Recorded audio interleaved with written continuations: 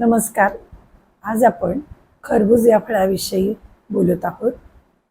चवदार पिवळसर रंगाचे आणि थंड असं खरबूज हे फळ जणू काही निसर्गाने उन्हाळ्याकरिता आपल्याला वरदानच दिले आहे. खरबूज हे शीतल, बलकारक, तृषाशामक, कामोत्तेजक, सारक आहे. वातपित्ताचं शमन करतं. खरबुजामध्ये पाणी खूप मोठ्या प्रमाणात असतं, म्हणजे 97% पाणी असतं. अ, ब, क, ई आणि के ही जीवनसत्व, कॅल्शियम, फॉस्फरस, मॅग्नेशियम, लोह, नंतर फायबर्स असे सर्व पोषक घटक खरबुजामध्ये असतात.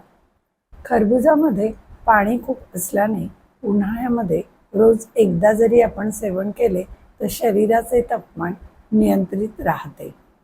खरबूज खाल्ल्याने मलावरोधाचा त्रास कमी होतो. त्याच्यामध्ये चोथा भरपूर प्रमाणात असतो. जर लूज मोशन्स खूप होत असतील, खरबुजाच्या फोडी, सैंधव चूर्ण, जिरेपूड, मिरेपूड आणि सुंठीचं चूर्ण घालून जर खाल्लं तर आपल्याला आराम मिळतो. अतिसारामध्ये शरीराचे पाण्याची पातळी जर खूप कमी झाली असेल तर खरबुजाने ती मेंटेन राहण्यास मदत होते. खरबुजामध्ये क्षार, लोह आणि फॉलिक ॲसिड असल्यामुळे प्रसूतीनंतर माता आणि बालक या दोघांनाही फायदेशीर असतं. सगर्भावस्थेत सुरुवातीला जेव्हा थकवा खूप येतो तेव्हा खरबूज आपण खाल्लं तर थकवा दूर होतो. खरबुजामध्ये अ, ब, क, ई आणि के हे जीवनसत्व असल्यामुळे त्वचा मृदू आणि तजेलदार राहते. खरबुजाच्या गराचा रस जो आहे तो खरजेवर रामबाण उपाय आहे. खरबूज मूत्रल असल्यामुळे शरीरातील उत्सर्जक द्रव्ये बाहेर टाकली जातात आणि मूतखड्याचा त्रास होत नाही.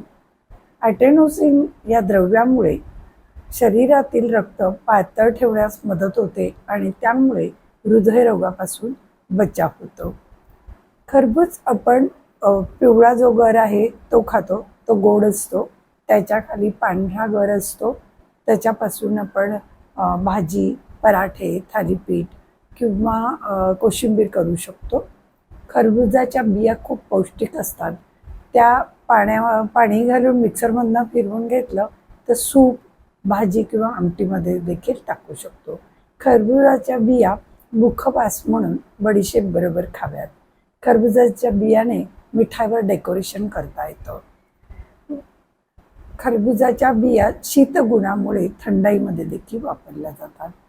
खरबूज आपण फळ म्हणून तसंच चिरून खाऊ शकतो किंवा स्मूदीमध्ये वापरू शकतो किंवा सॅलडमध्ये त्याचा समावेश करू शकतो.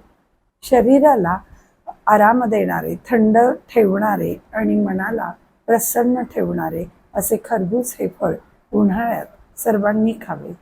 धन्यवाद.